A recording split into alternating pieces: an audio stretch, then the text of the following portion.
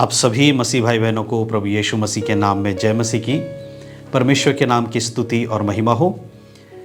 आज फिर से मैं आप सभी का स्वागत करता हूं आज के इस नए वीडियो के माध्यम से, और मैं विश्वास करता हूं कि परमेश्वर ने आपको और आपके परिवार को सुरक्षित रखा है और संभाला है।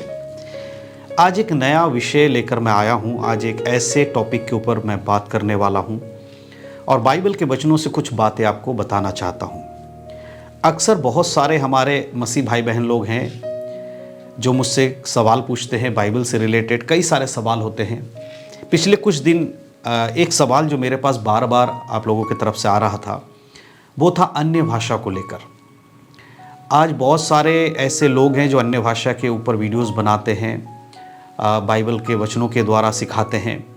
कई तो ऐसे भी हैं जो अन्य भाषा को प्राप्त करने के लिए आपको कुछ क्रियाएं करने के लिए कहते हैं कि आप अगर इस तरह से प्रार्थना करोगे तो अन्य भाषा मिल जाएगा।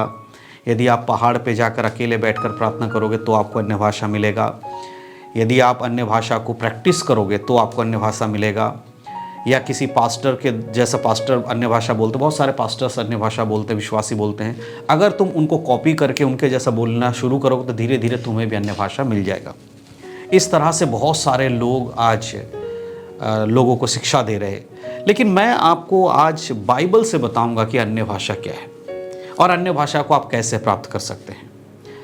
बहुत सारे लोग ये भी कहते हैं कि अन्य भाषा जो आज के समय में बोला जाता है वो अन्य भाषा नहीं है, वो परमेश्वर की ओर से नहीं है। इस वजह से आज बहुत ज़्यादा कन्फ्यूज़न है लोगों के बीच में, और बहुत सारे लोग समझ नहीं पाते हैं कि अन्य भाषा क्या सच में बाइबल के अनुसार है या फिर लोग अपने मर्जी से कुछ भी बड़बड़ कर रहे हैं, कुछ भी बोल रहे हैं, वो ऐसे ही है, उसका कोई मतलब नहीं है।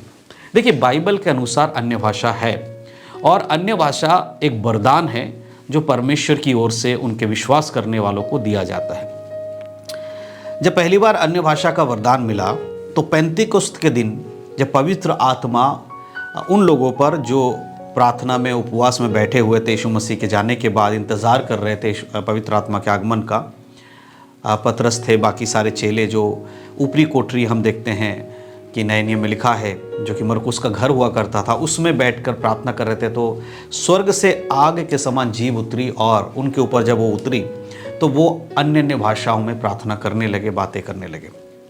और पेंतीकोस्त के दिन भी हम इस चीज़ को देखते हैं कि पतरस और बाकी चेले भी खड़े होकर प्रचार करते समय अन्य अन्य भाषाओं में वो बात कर रहे थे, और वहाँ मौजूद लोगों को ऐसा प्रतीत हो रहा था, ऐसा सुनाई दे रहा था जैसे कि वो उन्हीं के भाषा में बात कर रहे हैं।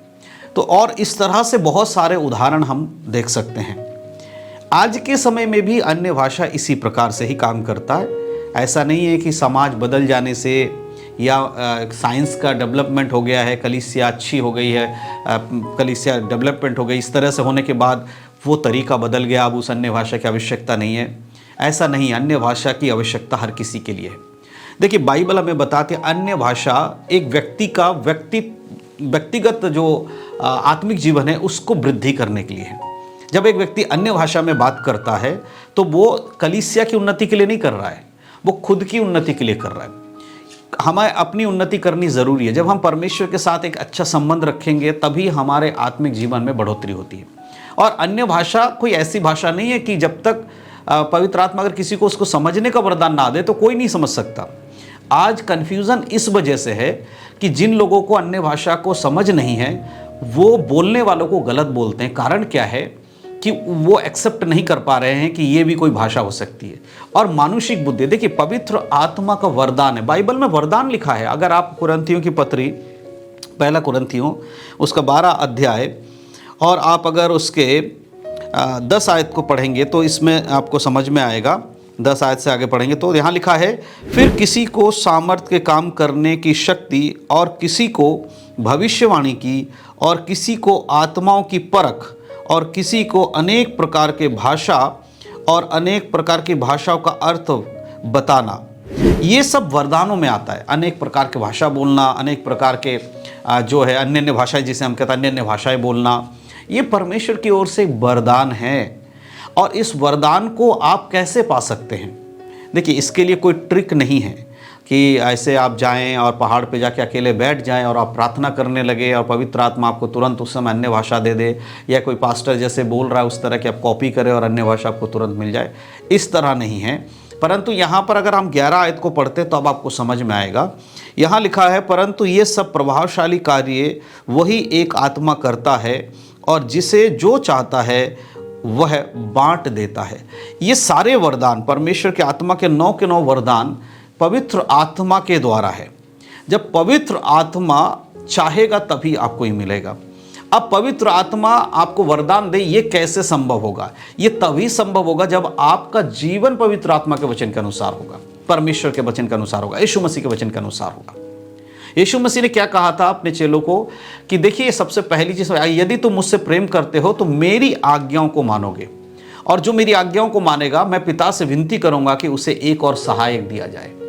ये आज्ञा मानना बहुत इंपॉर्टेंट है। अगर आप पवित्र आत्मा के वरदान चाहते हैं, सबसे पहली बात तो आपको यह समझना है, आपको यीशु मसीह को पूरी रीति से उद्धारकर्ता के रूप में ग्रहण करना होगा।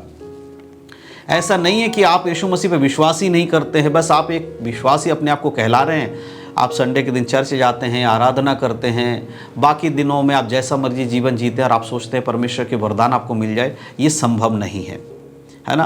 कई बार लोग धोखे में रहते हैं, उन्हें लगता है कि हमें अन्य भाषा का वरदान मिल गया है, हमें चंगाई करने का वरदान मिल गया है। देखिए, आपके पास अन्य भाषा का वरदान है, चंगाई करने का वरदान, ये साबित कैसे होगा? आपका जीवन बताएगा कि वो सही में आपका वरदान परमेश्वर की ओर से है या नहीं है।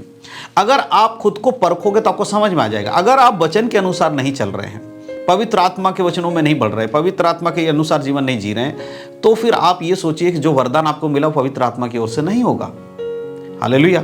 इस बात को समझना है। तो पवित्र आत्मा का वरदान पाना, खास करके अन्य भाषा का वरदान पाने के लिए आपको पहले क्या करना? सबसे पहले आपको प्रार्थना करना है, पवित्र आत्मा से मांगना है, क्योंकि पवित्र आत्मा जिसे चाहते हैं उसे बांट देते हैं। जब आप पवित्र आत्मा से प्रार्थना करेंगे तो पवित्र आत्मा आपको अन्य भाषाओं को बोलने का वरदान देंगे। हालेलुया। इस बात को समझ, जब कोई अन्य भाषा में बातें करता है तो वो मनुष्य से बातें नहीं कर रहा होता, वो पवित्र आत्मा से, परमेश्वर से बातें कर रहा होता। अन्य भाषा में प्रार्थना करना बहुत ज़रूरी है। एक विश्वासी का आत्मिक उन्नति तभी होगा जब वो तभी, मतलब कि इसमें ये मतलब नहीं कि अन्य भाषा नहीं है तो आत्मिक उन्नति नहीं होगा। मेरा कहने का अर्थ समझिए कि एक विश्वासी का आत्मिक जीवन में और अधिक बढ़ोतरी हो जाता है जब वो अन्य भाषाओं में प्रार्थना करना शुरू करता है। और इस भाषा को शैतान नहीं समझ सकता, ठीक है? इस बात को ध्यान रखिएगा। अन्य भाषा के वरदान को शैतान नहीं समझ सकता। जब आप अन्य भाषा में बातें कर रहे होते हैं परमेश्वर से, तो शैतान को नहीं समझ में आएगा क्या बोल रहे हैं। लेकिन अगर आप अपने लोकल लैंग्वेज में बात करें तो शैतान सुन सकता है, उसे पता है कि आपकी लोकल लैंग्वेज क्या है। बट जो वरदान परमेश्वर की ओर से मिला है उसके बारे में शैतान को नहीं मालूम है। इसीलिए एक विश्वासी के लिए अन्य भाषा में प्रार्थना करना जरूरी है। लेकिन यहाँ एक चीज़ मैं आपको बता देता हूँ, आप अन्य भाषा में प्रार्थना कोशिश कीजिए कि आप अकेले में करें, या फिर ऐसी जगह पर अन्य भाषा का इस्तेमाल करें जहाँ पर उसका अनुवाद करने वाला कोई व्यक्ति हो। क्योंकि इस वचन में साफ साफ लिखा है कि किसी को अन्य प्रकार की भाषाएं बोलने का और उन भाषाओं का अर्थ बताने का वरदान भी मिलता है। अब बहुत सारे लोगों को ये रहता है कि यहाँ पर एक शब्द लिखा है अनेक प्रकार की भाषा बोलने का वरदान, तो लोग कहते हैं ये अन्य भाषा संसार की बाकी भाषाओं का है। जैसे मैं हिंदी बोल रहा हूँ, अगर मुझे पवित्र आत्मा अन्य भाषा बोलने का वरदान देगा तो मैं इंग्लिश बोलने लगूंगा, है ना। अगर मुझे वरदान देगा तो मैं फ्रेंच बोलने लगूंगा, मैं बंगाली बोलने लगूंगा, मैं मराठी बोलने लगूंगा, मैं गुजराती या मलयाली कुछ भी बोलने लगूंगा, जो परमेश्वर मुझे वरदान देगा। तो कहते हैं कि ये अन्य भाषा वो है कि दुनिया की भाषाओं का वरदान परमेश्वर आपको देता है। तो मैं एक सवाल यहाँ पर रखना चाहता हूँ, अगर ये दुनिया के लोगों की भाषा है कि दुनिया में जितने भी भाषा, अगर यही वरदान उन भाषाओं को बोलने का वरदान है, सांसारिक भाषाओं को बोलने का वरदान है, तो फिर इसके आगे लाइन में ये क्यों लिखा है कि किसी को भाषाओं का अर्थ बताने का वरदान। समझ में आ रहा है? अब अर्थ बताने का भी वरदान है, तो अगर किसी को अर्थ बताना है उसे ट्रांसलेटर की ज़रूरत है, उसको वरदान की ज़रूरत नहीं है। अगर ये संसार के अनेक प्रकार के भाषाओं को बोलने का वरदान है तो फिर हम लोगों को पवित्र आत्मा की वरदान की आवश्यकता नहीं है। एक हिंदी भाषा को ट्रांसलेट करने के लिए इंग्लिश में एक इंग्लिश बोलने वाला काफ़ी होता है, जिसे हिंदी और इंग्लिश आती हो वो कर सकता है। तो कुल मिलाकर आपको समझना होगा कि संसार में केवल क्रिश्चियन लोग ही ट्रांसलेट नहीं करते हैं, अन्य जाति के लोगों को भी Hindi to English, English to Hindi, Malayali to Hindi ये सब आता है। तो क्या उनको पवित्र आत्मा का वरदान मिला है ये ट्रांसलेट करने का? इसी से समझ में आता है कि लोग अपने हिसाब से कितनी चीज़ों को बदलते हैं। तो अगर आप पवित्र आत्मा का वरदान पाना चाहते हैं तो अन्य भाषा का वरदान है, उसे आप पा सकते हैं। और आपको ये विश्वास करना होगा कई बार गलत शिक्षक के कारण कई बार ऐसे लोग आ जाते हैं जो कि इस वरदान के खिलाफ बातें करके लोगों के मन में ये डाल देते हैं कि ये कोई वरदान नहीं है, ये अन्य भाषा कुछ होता ही नहीं है। तो ऐसे लोगों से आपको दूर रहना है। बाइबल बताती है कि अन्य भाषा का वरदान है और वो मसीहों के लिए है। जब आप इसके लिए प्रार्थना करेंगे, परमेश्वर से मांगेंगे, तो प्रभु आपको ज़रूर देंगे। लेकिन याद रखिए, जो व्यक्ति उसके वचन में चलेगा, अपने आप को यीशु मसीह पे समर्पण करके उसके ऊपर विश्वास करेगा, उसी व्यक्ति को ये वरदान मिलता है, हर किसी को नहीं मिलता है। और अगर आपको परमेश्वर दे रहे तो अच्छी बात है, और नहीं दे रहे तो कोई गलत नहीं है। समय आने पर परमेश्वर आपको ज़रूर देंगे, लेकिन प्रार्थना ज़रूर करिए कि परमेश्वर आपको अन्य भाषा दे। तो इस तरह से आप अन्य भाषा के वरदान को पा सकते हैं, लेकिन विश्वास होना ज़रूरी है। अगर आप ये विश्वास ही नहीं करेंगे कि अन्य भाषा है या नहीं है, तो फिर आप कैसे पाएंगे? जब प्रार्थना करते हैं, परमेश्वर का वचन कहता है, जब तुम मांगो तो प्रतीति करो कि वो तुम्हारे लिए हो गया है। हमें विश्वास करना है कि वो है, तभी मिलेगा। आज के समय के लोगों को देखकर मत काम कीजिए, बाइबल को देखिए कि बाइबल क्या कहती है। आज सबसे बड़ी दुख की बात, आज सबसे बड़ा दुख की बात यह है कि लोगों में, मसीहों में, वो बाइबल को पढ़कर चीज़ों को नहीं समझना चाह रहे, वो यूट्यूब पर आकर वीडियो सर्च करके चीज़ों को समझना चाह रहा है। मैं ये नहीं कह रहा हूँ कि आप यूट्यूब पर प्रचारकों को मत सुनिए या बाइबल वाले वीडियोज़ ना देखें, देखिए, लेकिन आप उसी चीज़ पे आश्रित मत हो जाइए कि भाई यूट्यूब में जो बोला गया वही सही है। आपके पास परमेश्वर का जीवित कलाम है, ये पवित्र बाइबल है, इसको खोलिए, इससे परखिए कि आप किसे सुनते हैं, क्या बोलते हैं। कुछ भी आप सुन लेते हैं, आपको लगता है ये मेरा प्रचारक बन गया, ये मेरा आत्मिक पिता बन गया। देखिए, आत्मिक पिता स्वर्गीय पिता के अलावा कोई नहीं। संसार के किसी मनुष्य का आत्मिक पिता मत बोलिए। आत्मिक पिता, हमारा आत्मिक मतलब क्या है? पवित्र, तो वो तो सिर्फ परमेश्वर है। तो इसीलिए आप ये मत कहिए कि मैं तो इस पास्टर को फॉलो करता हूँ, मैं तो फलाने पास्टर को, फलाने प्रचारक फॉलो करूँ, वो जो कहता है वो सही है। जो बाइबल में लिखा है वो सही है। व्यक्ति हो सकता है कई बार गलत हो सकता है, कोई व्यक्ति कई बार गलत हो सकता है, पास्टर भी गलत हो सकता है, प्रचारक भी गलत हो सकता है, लेकिन बाइबल कभी गलत नहीं होता। आपको हर किसी को बाइबल से परखना है, बाइबल से देखना है। आज अगर आप मुझे सुन रहे हैं तो भी बाइबल से परखिए। मेरी हर बातों को आपको परखना है, तब जाकर आपको विश्वास करना। तो बाइबल पढ़ना इंपॉर्टेंट है। अगर आप बाइबल नहीं पढ़ेंगे तो आप किसी को नहीं परख पाएंगे, क्योंकि कैसे परखना है, कौन किन बातों को गौर करना है, वो तो बाइबल में लिखा हुआ है। इसीलिए बाइबल परखिए और परमेश्वर के वचन के अनुसार जीवन जिए।